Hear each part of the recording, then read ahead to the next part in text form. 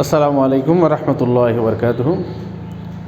সুপ্রিয় শিক্ষার্থী, দূরে কাছে, দেশে এবং প্রবাসে যে যেখান থেকে আমাকে দেখতে পাচ্ছেন, প্রত্যেককে স্বাগত জানাচ্ছি বিনোজনী নবীন স্কুল অ্যান্ড কলেজের অনলাইন ক্লাসে।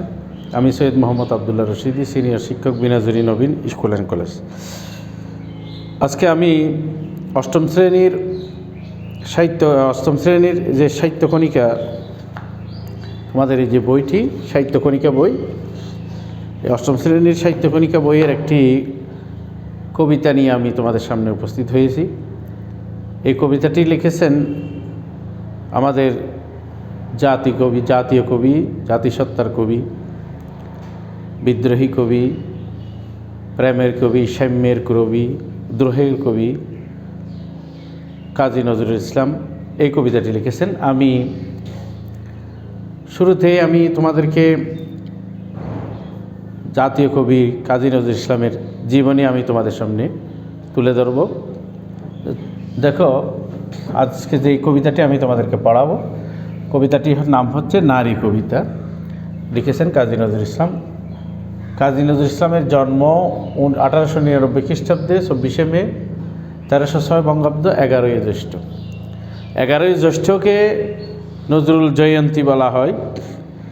আর উনি ইন্তেকাল করেছেন 1976 খ্রিস্টাব্দে 29শে আগস্ট। কবি নজরুলের জন্ম 11ই জ্যৈষ্ঠ। তিনি কলকাতার বর্ধমান জেলার আসানসোল মহকুমার চুরুলিয়া গ্রামে তিনি জন্মগ্রহণ করেন। লেখাপড়া বিদ্যালয়ে তিনি বিদ্যালয় গণ্ডি পেরোতে পারেননি। দশম শ্রেণীর যখন তিনি শিক্ষার্থী ছিলেন, তিনি এই দশম শ্রেণীতেই ওনার লেখাপড়া শেষ হয়। বৈচিত্র্যপূর্ণ একটি জীবন ছিল কাজী নজরুল ইসলামের। তিনি ছাত্র থাকা অবস্থায় দশম শ্রেণীতে যখন অধ্যয়ন করতেছে, এই দশম শ্রেণীতে কাজী নজরুল ইসলাম শিক্ষার্থী থাকা অবস্থায় যে প্রথম মহাযুদ্ধ শুরু হয়েছিল, এই যুদ্ধে তিনি স্কুল ছেড়ে বাঙালি পল্টনে যোগদান করেন। যুদ্ধ শেষ হলে 1819 খ্রিস্টাব্দে তিনি বাঙালি পল্টন যখন ভেঙে দেওয়া হয়, কবি কাজী নজরুল ইসলাম কলকাতায় ফিরে আসেন। কলকাতায় ফিরে এসে সাহিত্য চর্চায় আত্মনিয়োগ করেন। বাংলা সাহিত্য চর্চায় তিনি আত্মনিয়োগ করেন। এই সময় যখন 1919 সালে প্রথম বিশ্বযুদ্ধ যখন প্রায় শেষ হয়, তখন তিনি কলকাতায় এসে সাহিত্য সাধনা আত্মনিয়োগ করেন। তখন কলকাতা থেকে একটি পত্রিকা বের হইতো, সাপ্তাহিক পত্রিকা, বিজলি পত্রিকা। এই বিজলি পত্রিকায় আমাদের জাতীয় কবি কাজী নজরুল ইসলাম একটি কবিতা লিখেছেন। কবিতাটা বিদ্রোহী কবিতা। এই বিদ্রোহী কবিতাটি যখন প্রকাশিত হয় ব্রিটিশদের বিরুদ্ধে, যখন উনি এই কবিতাটি রচনা করলেন, চারিদিকে কবি কাজী নজরুল ইসলামের সুনাম ছড়িয়ে পড়ে। কবিতাটি হলো, বলবীর হে চির উন্নত মমশির, শিরনিহারি আমার নত শির, ওই শিকর হিমাদ্রির, বলবীর বল হে চির উন্নত মমশির। এই যে বিদ্রোহী কবিতাটা যখন উনি লিখলেন, তখন ওনার সুনাম চারিদিকে ছড়িয়ে পড়ে। তার এই কবিতায় অন্যায়ের বিরুদ্ধে, জুলুমের বিরুদ্ধে, নির্যাতনের বিরুদ্ধে, পরাধীনতার বিরুদ্ধে তিনি যে বিদ্রোহ করেছেন, এই বিদ্রোহ করে যে কবিতাটি তিনি রচনা করেছেন, সেই জন্য ওনাকে বিদ্রোহী কবি বলা হয়। অবিচার ও শোষণের বিরুদ্ধে তিনি আজীবন প্রবল প্রতিবাদ করেন। তার রচনাবলী, উনি যে রচনাবলী লিখছেন, ওনার কবিতা, ওনার গান, ওনার সাহিত্য, ওনার প্রবন্ধ, স্মৃতিকথা, ওনার বিভিন্ন রকমের, এই যে উনি নাট্যকার, নাট্যশিল্পী, অভিনেতা, মানে এক কথায় যাকে বলে সব্যসাচী পুরুষ। কবি কাজী নজরুল ইসলাম একজন সব্যসাচী পুরুষ ছিলেন, যিনি বহু প্রতিভার পুরাদা ব্যক্তিত্ব ছিলেন। যিনি একাধারে লেখক, সুরকার, গীতিকার, উপন্যাসিক, উনি প্রবন্ধকার। উনি এমন কোনো বিষয় নেই বাংলা সাহিত্যে যার পদচারণা কবি নজরুলের হয়নি। তিনি শুধু তাই নয়, শুধু বাংলা সাহিত্যে অবদান রেখেছেন তাই নয়, তিনি হিন্দু সমাজের, হিন্দুদের জন্য শ্যামাসঙ্গীত রচনা করেছেন, মুসলমানদের জন্য ইসলামী গজল লিখেছেন। যে হযরত মুহাম্মদ সাল্লাল্লাহু আলাইহি সাল্লামের প্রশংসা সুলভ উনি নাতে রসুল লিখেছেন, হামদ লিখেছেন, গজল লিখেছেন, নাত লিখেছেন, শ্যামাসঙ্গীত রচনা করেছেন। প্রত্যেক ধর্মের, ইসলাম ধর্ম বলো হিন্দু ধর্ম বলো, প্রত্যেক ধর্মের আচার অনুষ্ঠান পালন করতে গেলেই কবি নজরুলের লেখা অবশ্যই প্রত্যেককে সামনে নিয়ে আসতে হবে, কবি নজরুলকে স্মরণ করতে হবে। যা হোক, তিনি কবিতা, সঙ্গীত, উপন্যাস, নাটক, প্রবন্ধ, গল্প প্রত্যেক শাখায় ওনার অবদান ছিল, পদচারণা ছিল। সাম্যবাদী একজন কবি ছিলেন।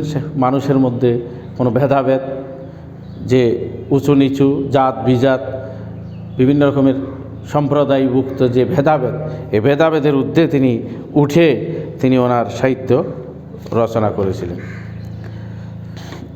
তিনি আরেকটা বিষয় কবি নজরুলের, যেটা না বললে হয় না, উনি ওনার প্রত্যেকটা কবিতায়, প্রত্যেকটা লেখায় আরবি এবং সাহিত্যের ভাষা ফুটে উঠেছে। মানে আরবি এবং সাহিত্য, বিশেষ করে কবি নজরুল কোরআন শরীফের বঙ্গানুবাদ করে কবিতা লিখেছেন। আম্পারার অনুবাদ আছে কবি নজরুলের কবিতার মধ্যে। আবার ফার্সি ভাষায় প্রত্যেকটা লেখার মধ্যে, লেখনের মধ্যে, কবিতার মধ্যে ওনার ফার্সি ভাষার খুব সুন্দর করে ফার্সি ভাষাকে উনি আরবি ভাষাকে, ফার্সি ভাষাকে স্থান দিয়েছেন। 43 বছর বয়সে তিনি, কবি কাজী নজরুল ইসলাম, বর্ণাঢ্য একটা জীবন, এই বর্ণাঢ্য জীবন এর প্রায় 43 বছর, মাত্র 43 বছর বয়সে তিনি দুরারোগ্য ব্যাধিতে আক্রান্ত হন। এই দুরারোগ্য ব্যাধিতে আক্রান্ত হওয়ার পরে 43 বছর বয়সে তিনি সাহিত্য সাধনার ওনার ছেদ ঘটে। সাহিত্য সাধনার উনি আগাতে পারেননি, শুধু চেয়ে থাকতেন কবি কাজী নজরুল ইসলাম। এই 43 বছর বয়সে তিনি লিখেছেন, তোমাদের পানে চেয়ে আমি আর জাগিব না। কবি কাজী নজরুল ইসলাম শুধু ফেল করে তাকিয়ে থাকতেন। এই যে বাংলাদেশের স্বাধীনতার পর 1972 সালে, যখন বাংলাদেশ স্বাধীন হয় 1971 সালে, 72 সালে কবি কাজী নজরুল ইসলামকে সপরিবারে ঢাকায় আনা হয়। 1974 সালে কবি কাজী নজরুল ইসলামকে ঢাকা বিশ্ববিদ্যালয় থেকে সাহিত্য সাধনার স্বীকৃতি স্বরূপ ডিলিট উপাধি ওনাকে দেওয়া হয়, ডিলিট ডিগ্রি দেওয়া হয়। 1976 সালে তিনি বাংলাদেশের নাগরিকত্ব পান এবং 21শে পদক পান। 1976 সালে তিনি একাধারে আমাদের জাতীয় কবি, আমাদের প্রাণের কবি, আমাদের অস্তিত্বের কবি, ভালোবাসার কবি, প্রেমের কবি, সাম্যের কবি, দ্রোহের কবি। উনি তার বিখ্যাত কাব্যগ্রন্থ, অমর কাব্যগ্রন্থগুলো আমাদের জন্য রেখে গিয়েছেন। আমি তোমাদেরকে একটা একটা করে বলি। অগ্নিবীণা, এটা একটা কবিতার বই। বিষের বাসী, এটা একটা কবিতার বই। সাম্যবাদী, সর্বহারা, সিন্ধু হিন্দোল, চক্রবাক, উপন্যাস মৃত্যুক্ষুধা, এটা একটা উপন্যাস মৃত্যুক্ষুধা, কুহেলিকা ইত্যাদি। ওনার গল্পগ্রন্থ হচ্ছে বেতার দান, রিক্তের বেদন, শিউলিমালা, ওইগুলো হলো ওনার গল্পগ্রন্থ।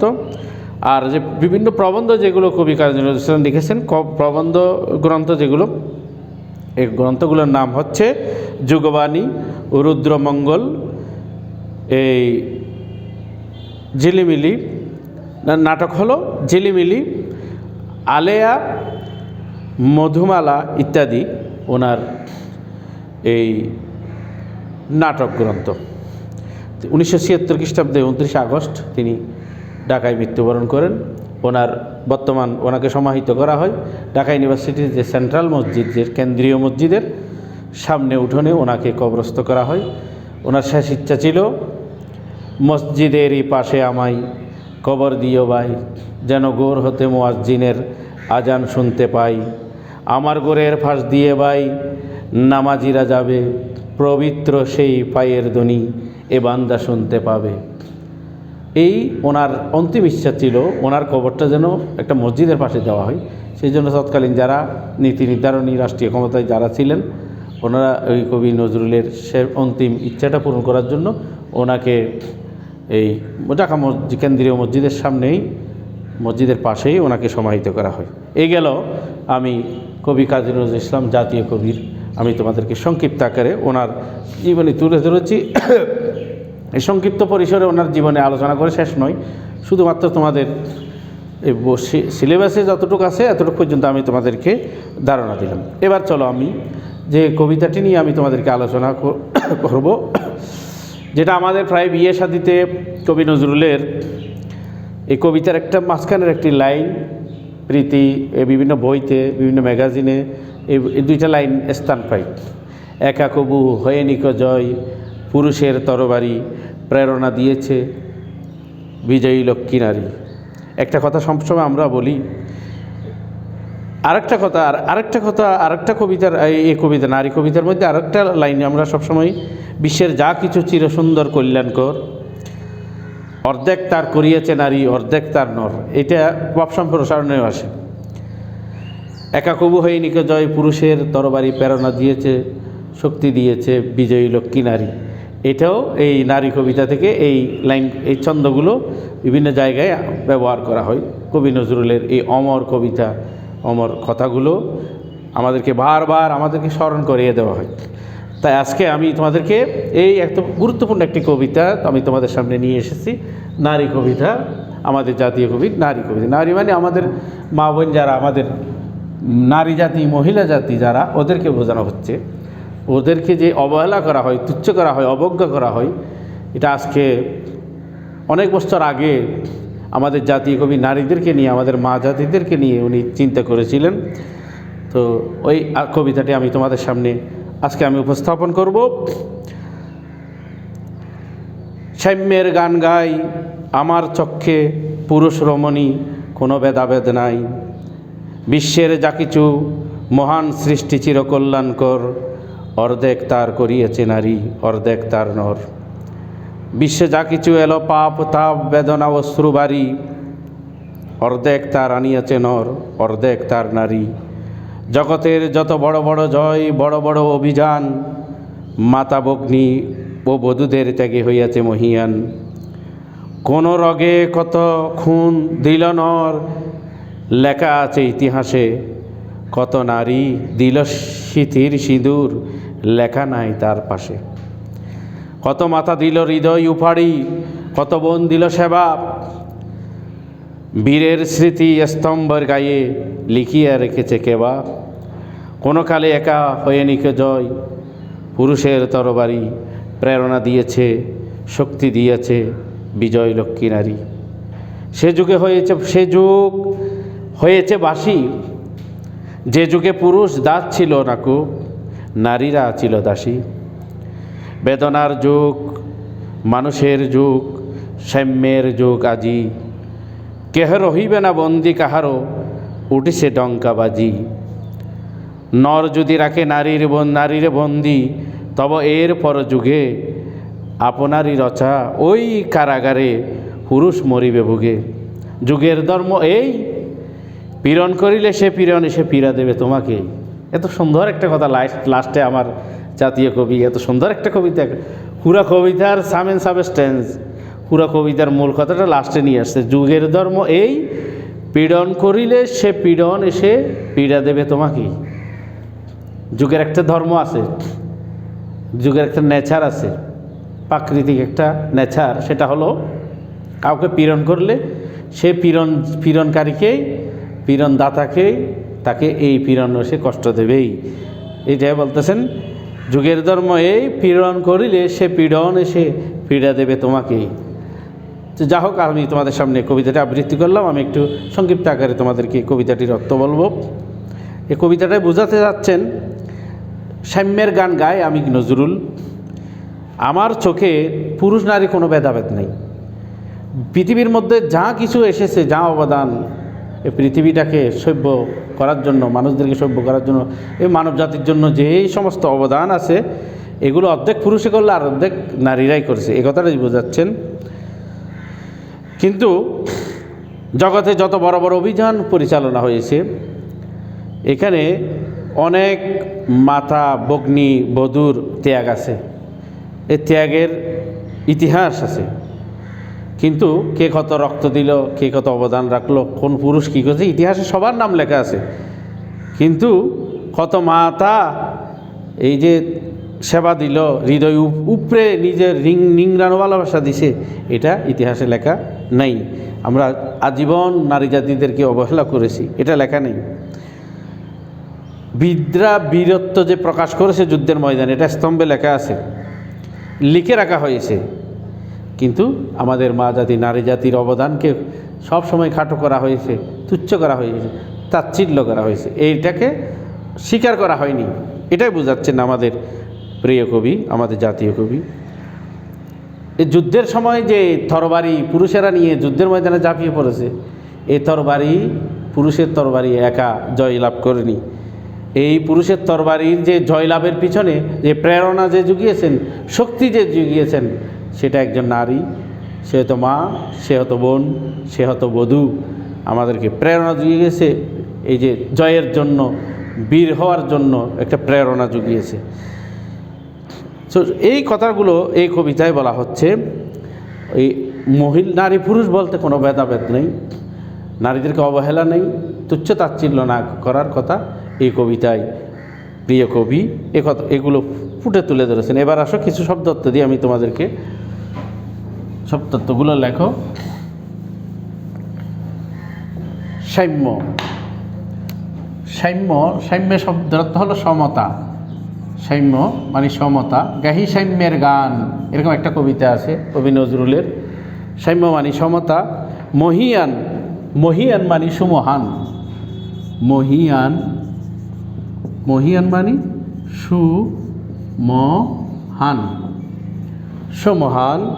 এবার আসো রণ, রণ, র মূর্ধন্য ন, এটা রণ মানে যুদ্ধ, রণ মানে যুদ্ধ। কত নারী দিল সিঁথির সিঁদুর, অসংখ্য নারী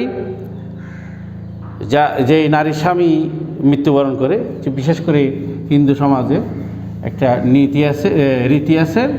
রীতিটি হলো কোনো নারীর স্বামী মারা গেলে তার সিঁদুর মুছে দেওয়া হয়। তো সিঁথির সিঁদুর যে মুছে দেওয়া হয়, অনেক নারী তার স্বামীকে যুদ্ধের ময়দানে হারিয়ে সিঁথির সিঁদুর মুছে ফেলা হয়েছে, সেজন্য বলা হচ্ছে কত নারী দিল সিঁথির সিঁদুর। কত নারী দিল সিঁথির সিঁদুর, কত নারী দিল সিঁথির সিঁদুর, সিঁথির সিঁদুর। কত নারী তার স্বামীকে হারিয়ে তার সিঁথির সিঁদুর মুছে দেওয়া হয়েছে। কত মাতা দিল হৃদয় উপহারি, অর্থাৎ হৃদয় ভরা ভালোবাসা মমতা দিয়ে অনেক মা তার সন্তানকে উৎসাহ করা হয়েছে। বিজয় লক্ষ্মী নারী, জয়ের নিয়ন্তা দেবী হিসেবে নারীকে কল্পনা করা হয়েছে। ডঙ্কা মানে জয় ডাক, ডঙ্কা। রচা, রচা মানে রচনা করা হয়েছে এমন। পীড়ন মানে অত্যাচার, ওই যে লাস্টে বলা হয়েছে যুগের ধর্ম এই, পীড়ন করিলে সে পীড়ন এসে পীড়া দেবে তোমাকেই। এখানে পীড়ন মানে হলো অত্যাচার, নির্যাতন, শারীরিক কষ্ট, এটাকে বলা হয় পীড়ন। পীড়া, পীড়া বা রোগ, রোগ ব্যাধি এগুলোকে পীড়া, জ্বালা যন্ত্রণাকেও পীড়া বলে। পীড়া,